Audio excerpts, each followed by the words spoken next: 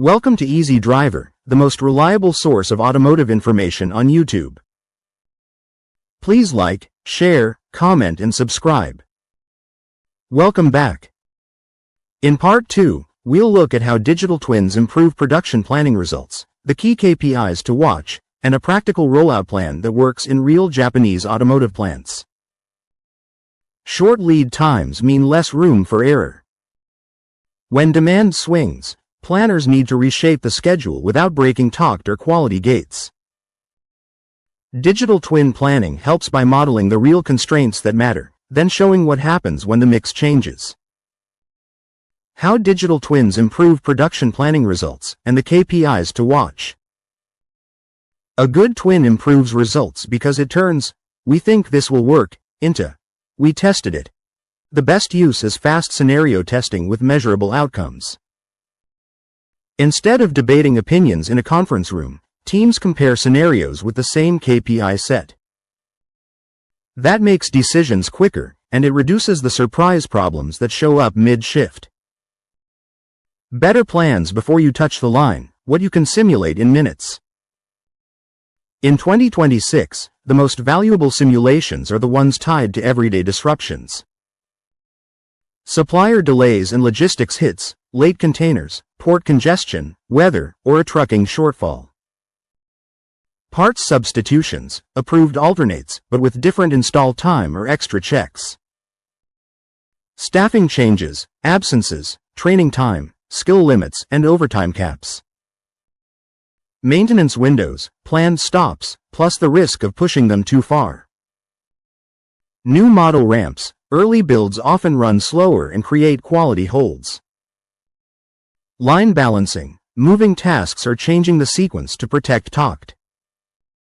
A strong output looks like a workable schedule plus risk flags, such as Station 3 will exceed takt after 10:30 a.m. or WIP will stack at final test. If the model only produces charts, teams won't trust it when the day gets messy.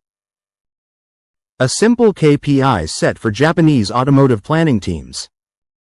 Use a small, consistent KPI set so every scenario is easy to compare. Here's a practical list that planning teams can own. Throughput, how many units the plant can finish per shift or day. Lead time, how long it takes from release to completed vehicle. OEE, overall equipment effectiveness, a simple view of availability, performance, and quality, helpful for bottleneck equipment.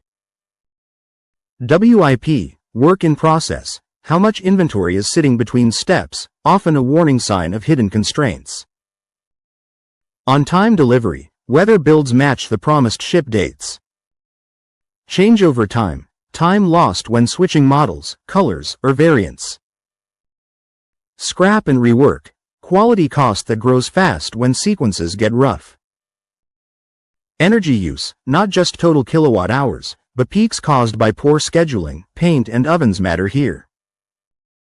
Run 3 scenarios for any big change: best case, likely case, worst case.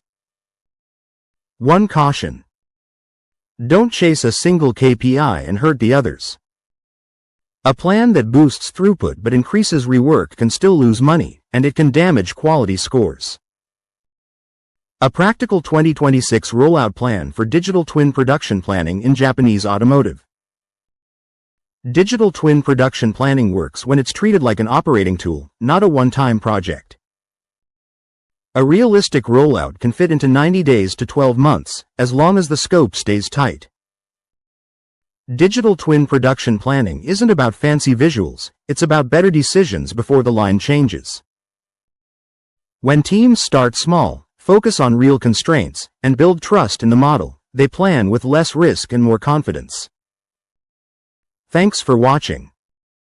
Please comment, like, share, and subscribe for more automotive information like this. Thank you for watching.